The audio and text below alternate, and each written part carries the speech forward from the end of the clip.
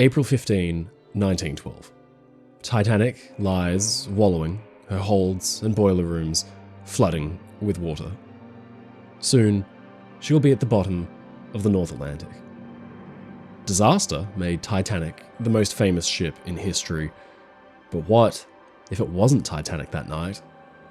What if history was different?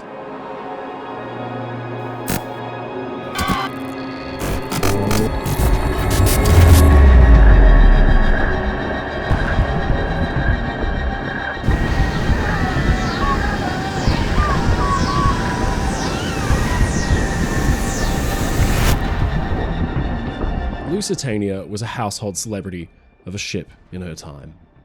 She and her sister Mauretania had held the Blue Ribbon speed record through the entirety of the 1910s and would continue to hold it through almost all of the 20s, but fate dealt Lusitania a cruel hand in 1915 when she was torpedoed and sunk in a wartime tragedy that outraged millions.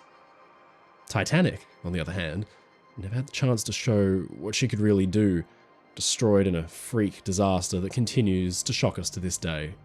The newest, largest ocean liner on its first ever crossing, such a unique and bizarre set of circumstances. It's called into question how Titanic was built with people today, even considering her quality of construction and materials, the finer points of her design. With hindsight, Titanic has been pilloried and held up as a 45,000-ton example of human overreach and failure. But the truth is, Titanic was the safest ship of her kind at sea at the time. And if things had been even just a little bit different, and another ship was in her place, the outcome would have been even more terrible. Ladies and gentlemen, I'm your friend Mike Brady from Oceanliner Designs, and today we'll wind back the clock and see what might have happened if Lusitania had hit the iceberg instead.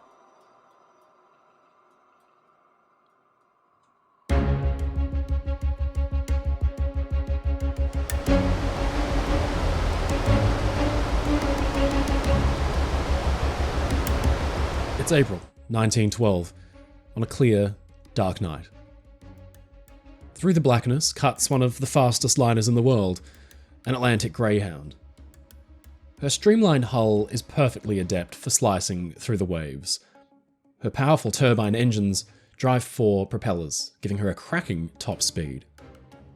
Lusitania maintains this regular service between Britain and the United States, and she and her crew know the North Atlantic sea lanes very well. It's like a giant highway that stretches more than 3,000 miles from the Bishop Rock Lighthouse off the English coast to the Ambrose Light on approach to New York City. On the bridge is Captain William Thomas Turner, Bowler Bill to his crew, a veteran sea dog who had started in sail as a lad near to 10 years old and now found himself in command of one of the finest ships at sea. Lusitania had recently been eclipsed in size by the new White Star liner Olympic, and then her new, even bigger sister, Titanic, which had finished its maiden voyage just a few weeks earlier. But Lusitania and Mauretania were still the fastest. This voyage, westbound to New York, Lusitania was carrying her usual complement. Passengers split between their classes, 354 in first, 298 in second, and 688 in third class, plus 850 crew tasked with both keeping the ship running and ensuring the passengers were well looked after. 2,190 people gliding across the Atlantic at 23 knots. It's approaching midnight, and most of Lusitania's passengers have turned in for bed. Earlier that day, a chill had gripped the very air, and temperatures, which had previously been quite mild, plummeted. Outside on deck, passengers who wrapped themselves up in their coats and hats could see their breath. With dinner finished and lights being extinguished in the big public rooms, most retreat to their staterooms for the warmth of their beds. Some hardier types are up playing cards in the smoking room or taking a nightcap in the lounges, but on the bridge, it's all business. Quartermaster Bert Williams grips the ship's wheel and stares blankly at the compass in front of him. Outside the wheelhouse, Second Officer Hackett's eyes stream from the cold. He knows there's ice around. Wireless reports have come in through the previous days warning of growlers, lone bergs, and even field ice stretching across the horizon. But with such a clear night, Captain Turner is confident danger can be spotted well ahead of time. He keeps steam up, and Lusitania thunders on at her legendary top speed. The lookouts in the crow's nest steel themselves against the chill that nips at their bones. Lusitania looks beautiful. But then one of them spots something ahead. Not a defined shape, just a dead patch of sky with no stars. It's a solid object. It's close, far too close. Lookout Ballantyne strikes the bell 3 times, but on the bridge wing, Hackett has already seen it too. He races for the telegraphs and rings them to a stop. He roars out to Williams to starboard the helm and bring Lusitania out of harm's way. The dark mass creeps closer and closer. It's obviously an iceberg, and soon, even with Lusitania's wheel hard over and her rudder straining, her momentum brings her bow closer still. The ice is white now. It rears up over the heads of men standing dumb on the forecastle. Hackett's eyes widen with terror. He repeats the question over and over in his mind. Is it going to hit? Then there's a jolt. A kind of slight, rumbling jar beneath his feet. It doesn't throw him off balance. It feels like Lusitania is rolling over 1,000,000 marbles. Down below, it's a different story. Third-class passengers are shuddered awake by the impact as ice tears down the side of the ship. Some brave passengers out on the promenade deck stare dumbfounded as a mountain of ice slides down along the side of their vessel and disappears into the night behind them. It's only been a few seconds, and it's already over. Lusitania has struck the ice, and the clock has started.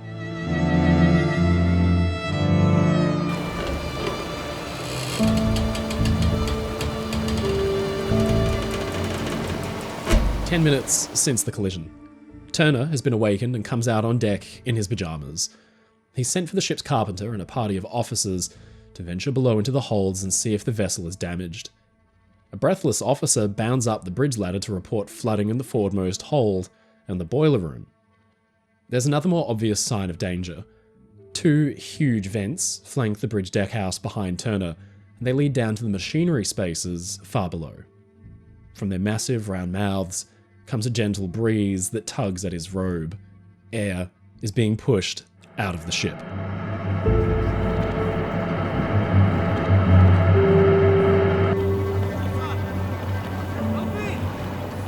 Lusitania begins to list to starboard.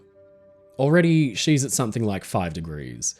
It's not hugely noticeable and passengers mostly continue to sleep through it, but beneath their feet a desperate struggle plays out as stokers in the boiler rooms rush to douse the ship's boilers before water can reach the furnaces and trigger a cataclysmic detonation.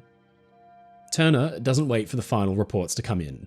He knows Lusitania might be in trouble, and he orders Hackett and the other officers to begin uncovering the ship's boats and readying for an evacuation. Below, through the corridors, Chief Steward Allison and his crew begin knocking on doors to order passengers into the promenades. Many stumble out bleary-eyed but snap awake when they hear the commotion from above, as boats' chains are broken free and davits begin to strain under their weight.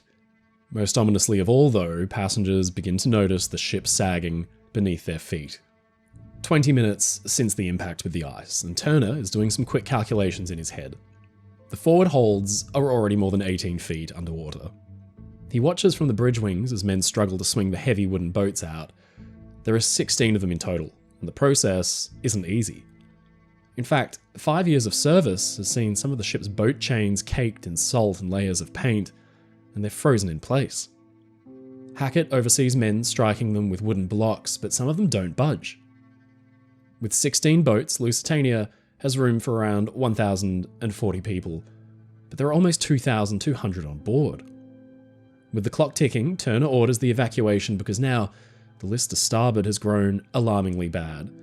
In fact, on the port side, First Officer Llewellyn is struggling with his men to get the boats swung out at all because they have to push up against gravity. Hackett begins to guide passengers into his boats on the starboard side, and with the worsening list, there's no reluctance to get in. But now, there's an alarming gap between ship and lifeboat, even as his men strain to hold them together with lines. First-class passengers leap across, and some land bodily in the bottom of the thwarts. After just a few minutes, Boat 5 is ready to go, and it jerks down slowly into the water. Far below, water tears through the ship and begins to lap at the doors of staterooms and cabins. In the wireless shack, a distress call has gone out, but the nearest help is still a couple of hours steaming away. And Lusitania, it seems, doesn't have very long to live. She had been built with 13 watertight compartments that could see her remain afloat, with any 2 of them flooded, and perhaps as many of her forward 3 open to the ocean. But the final reports to Turner paint a disturbing picture, with water roaring into boiler room number 2 well behind the bridge. Turner is snapped from his thoughts by screams as a boat, number 7, breaks free of the line, securing it to the boat deck, and swings wildly out into the night, throwing passengers out before breaking free of its falls and crashing horribly into the darkness below. It's only been 30 minutes since the impact, but the fight for survival is well underway.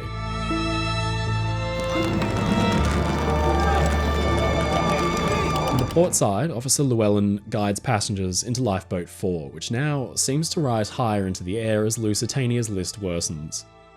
They pile in, and his men begin to lower the boat, but it bumps and grinds along the hull the entire distance. The men inside try to push it away from the side of the ship, and it finally arrives at the waterline after an agonizing journey down. Lifeboat 10 after it isn't so lucky. It catches on rivet heads about halfway down and tumbles heavily, flipping upside down and spilling 45 people 2 stories into the ocean. Llewellyn rushes to Turner to report the danger. So long as Lusitania's list remains as bad as it has, the portside boats can't be launched at all, leaving the ship with only 6 remaining viable means of escape. Enough room for 300 people, while over 2,000 still remain on board. Meanwhile, from far below comes a grumble and a whoosh as flooding equalizes across the ship's beam, and the list gradually eases. Boats begin to clank and clatter their way down the starboard side.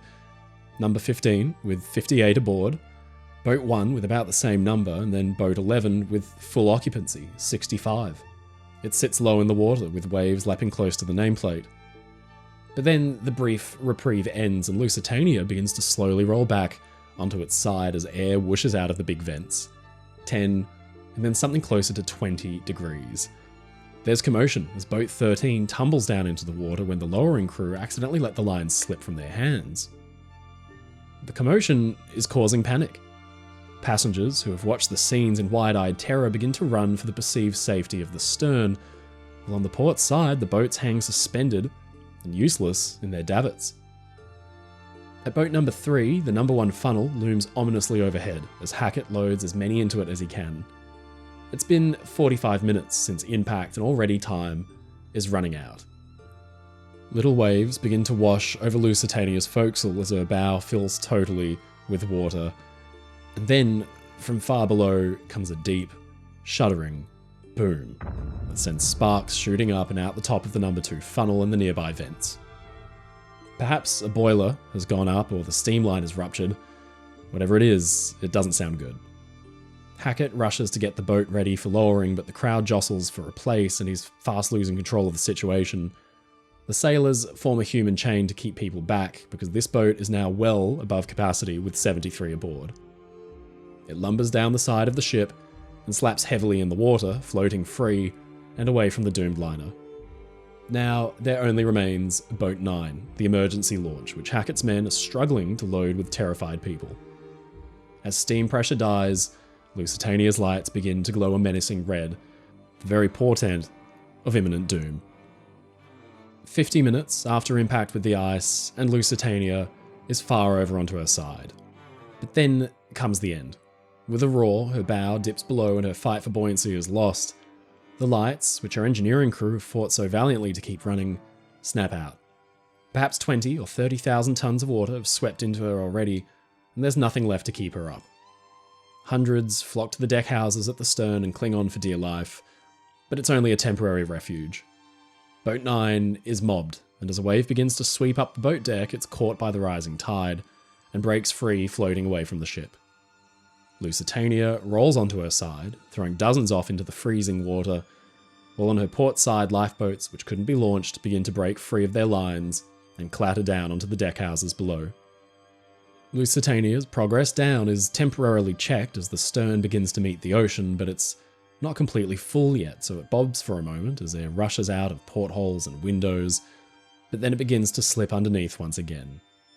With a thunderous whoosh and a billowing cloud of soot and coal dust, Lusitania's elegant stern slides beneath the waves, and it's all over. Left behind are hundreds of screaming people, some upturned boats and debris, and a small collection of frightened survivors sat huddled in their boats under a brilliant, heavenly blanket of millions of stars.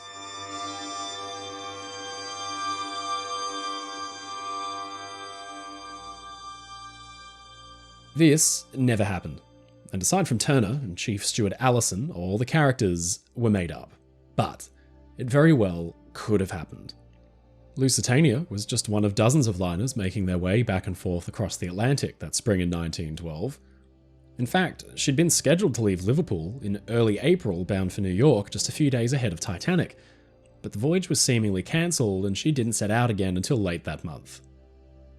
Aside from being an interesting exercise in creative writing, the scenario demonstrates a few interesting points.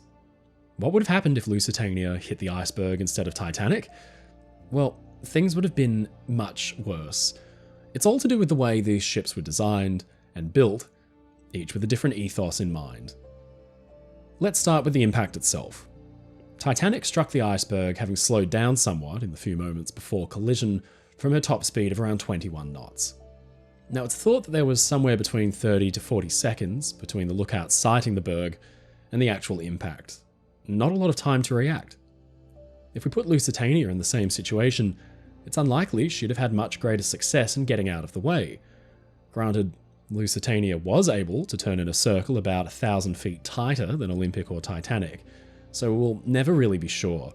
But the headway on that ship at full speed would probably have meant that the crew had similarly very little time to react and get their vessel actually out of harm's way. In any case, in our made-up scenario, Lusitania does hit the ice, like Titanic did, only the impact would probably have been far more damaging. Let's talk about what the iceberg actually did to Titanic. We don't know exactly what the damaged area looks like. It's still buried below stories of silt and mud at the bottom of the ocean, but reports from the night indicate a series of small, slim rents in the ship's hull plating here, at the forepeak tank, the very bow of the ship, here through cargo holds numbers 1, 2, and 3, and here in a boiler room, number 6, with a tiny nick in the coal bunker about 2 feet long for boiler room 5 behind it. This opened up the first 5 compartments fully to the water, and damaged a 6th, ensuring Titanic's fate. It's also a damage area about 34% the length of Titanic's hull. Applying that same percentage to Lusitania would open up about 250 feet of her hull, the forepeak tank here, the coal bunkers and the cargo holds behind, and boiler room 1. This is important, because while the damaged areas are similar, all the bunkers, boiler rooms, tanks, and cargo holds, both ships were designed and built completely differently. What they did have in common was a series of transverse bulkheads, interior steel walls sealed with watertight doors that cut the ships into sections across its width. Titanic had 15 watertight bulkheads, giving her 16 compartments. By contrast, Lusitania only had 13 compartments, but Titanic's bulkheads actually rise up higher within the hull. And Lusitania's boiler room watertight compartments are absolutely massive in their volume. Boiler room 1, for example, is about 100 feet long, about 13% of the ship's entire hull length, while Titanic's boiler room 6, the equivalent, is only about 50 feet long, or just 5% of the ship's length. It means that as Lusitania's massive, voluminous compartments flooded, she'd be losing buoyancy at a shockingly fast rate, whereas Titanic's compartments, which were smaller and more numerous and had to be overcome one by one, meant she would simply stay afloat longer. And the fact that the water had to flood higher up in the compartments on Titanic would only enhance the delay. But that wasn't the end of it, because Lusitania's badly kept secret double purpose provided her with what was supposed to be a special extra safety feature. Lusitania had been designed at this weird time in maritime history, where ocean liners at the very cutting edge of engineering and technology were being considered for roles in wartime. Back then, passenger ships had performed quite well as auxiliary cruisers to be fitted out with deck guns, quick enough to keep up with friendly escorting warships, chase down weaker, slower prey, and escape danger by running away. It was a fun concept, and Lusitania was even designed with locations for 6-inch guns marked out on her decks. But in practice, it turned out to be a completely ridiculous idea. For one thing, naval planners had completely forgotten to consider the absolute mountain of coal it took to keep great liners like Lusitania actually running.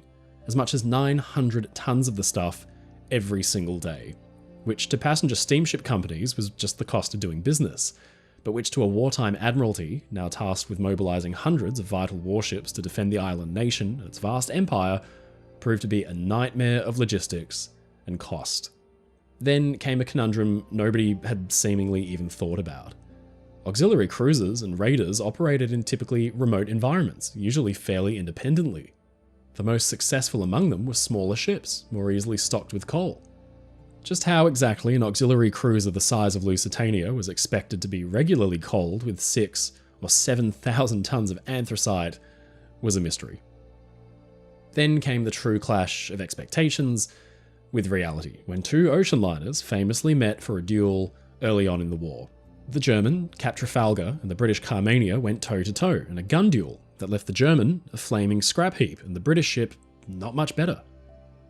The Admiralty quickly realised that ocean liners made for hopeless auxiliary cruisers.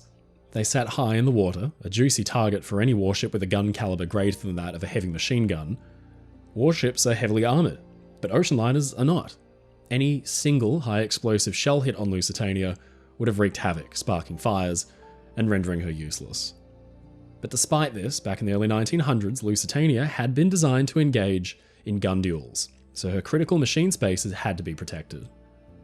Aside from the conventional transverse bulkheads running across her width, additional partitioning was completed by installing longitudinal bulkheads running parallel with the outside of the hull. These ran the length of the ship from about the engine rooms up to the forward cargo holds, and they essentially added a kind of inner skin. Filled with coal, these could double for the bunkers, shielding the ship's boilers from errant shells that might crash below the waterline and render her immobile. The bunkers were sealed with doors, presumably watertight, to create a seal in case of flooding. It was a clever system that gave Lusitania a safety advantage, or so it was thought, in wartime, but it failed to account for a number of factors. First of all were those bunker doors. Assuming they could even withstand the immense weight of tons of water acting on them in case the bunker actually flooded, they would first need to be shut. So to actually keep the flow of coal running, trimmers and stokers needed to keep the doors open to actually shovel and wheel the stuff out and then feed it into the boilers. They would need to act lightning fast in the event of an emergency to shut the doors before the inrush of water became too great. Not only that, but they may not even shut at all. Big lumps and chunks of coal would spill out of the bunkers and the stokehold floor outside and jam the door's path at the bottom. So the longitudinal bulkheads couldn't stop the flooding, but worst of all, it concentrated it all on one side of the ship's centerline. It created a choke point for the water as it flowed in, meaning that early on in a flooding event, the ship might be thrown over onto its side in a dangerous list. Titanic did not have longitudinal bulkheads. Her boiler rooms and holds ran clean across from one side of the ship to the other. When she hit the iceberg, it meant that she sank on a fairly even keel because water could flood evenly across the ship as she went. Throughout the night, she did list to both port and starboard as much as 5 or maybe 10 degrees, simply because the interiors were not symmetrical and large spaces and corridors were flooding one after another, heeling the ship over as they fell. The way the ship behaved, though, on the night had drastic consequences for Titanic's passengers and crew. Being quite large, 45,000 gross registered tons, and having quite that voluminous interior, the flooding took some significant amount of time.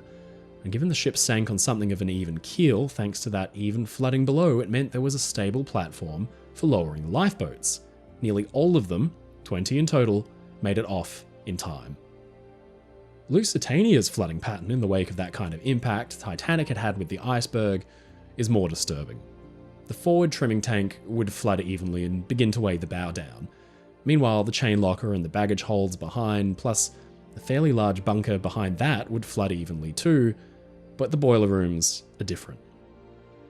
Here, where the side of the ship opens up to the ocean, the water would flood in and fill the bunker created by those longitudinal bulkheads. With just a narrow doorway for it to then pour into the boiler room, the weight of flooding would, for some time, be concentrated only here on the starboard or right-hand side of the ship. The end result would be hundreds of tons of water roaring into the ship and concentrating only on her right-hand side. Within just minutes of the impact, Lusitania would have rolled hard over to her starboard side by perhaps as much as 15 or 20 degrees. In our hypothetical scenario, we have Lusitania sinking in around about an hour's time. Titanic, by contrast, took 2 hours and 40 minutes. Being about a third smaller than Titanic, there would simply have been less ship to remain afloat, as the flooding proceeded throughout, totally unchecked. Like Titanic, the water would have filled the lower compartments until it reached the tops of the bulkheads and then spilled into the next compartment along, flooding it from the top down through stairs, hatches, vent trunks, and corridors.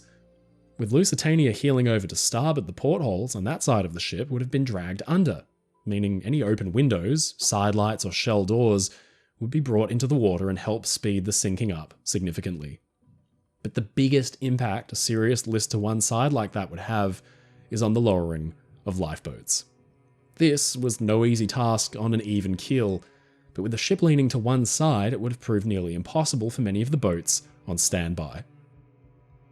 On the left-hand side, the boats would have risen high up into the air, and lowering them, or at least trying to, could have drastic consequences as they bounced and overturned along the hull. On the other side, closer to the water, the boats would have swung further out from the ship, leaving the crew trying desperately to hold them alongside with lines. We know how dangerous this can be because, unfortunately, it actually happened. In 1914, the Empress of Ireland sank with a sharp starboard list like this. The lowering of the boats became pandemonium. On the port side, they were stuck and useless, and on the starboard side, they broke free and swung out without warning. It would have meant that nearly half of Lusitania's already small lifeboat complement was useless. Some probably would have broken free from the sinking ship and floated upside down, or swamped, but the lives saved from this would have been fairly small in number.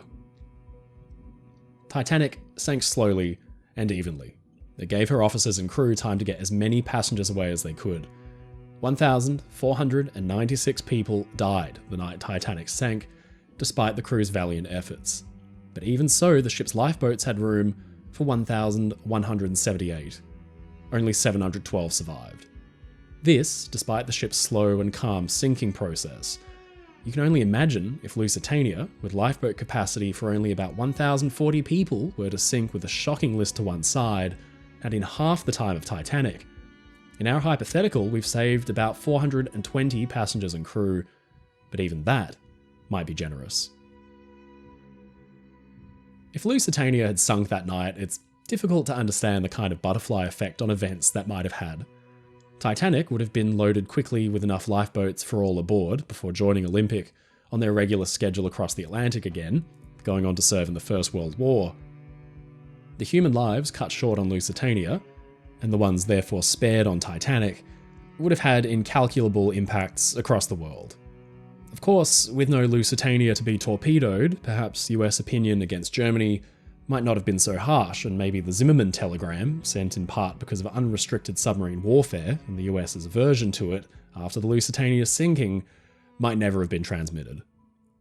I'm sure the US would have entered the war eventually, although maybe too late to actually land troops in Europe before some kind of armistice. That's well into the realms of the hypothetical. In real life, Lusitania fell prey to something perhaps more insidious than an errant iceberg, a torpedo. Something as technologically advanced as the great ship herself. The warhead punched an enormous hole in the ship's side and sent her down within 20 minutes or so. Lusitania's design features, especially those longitudinal bulkheads and bunkers, resulted in a scenario similar to the one we described, with lifeboats tipping and falling and chaos breaking out as the ship plunged below. But because the ship was sunk by something man-made during wartime, she's been spared the same kind of scrutiny that Titanic has been subject to for 110 years. Even though that ship sank well enough that evacuation could actually happen. So, what if Lusitania had hit the iceberg instead? History might have been very, very different.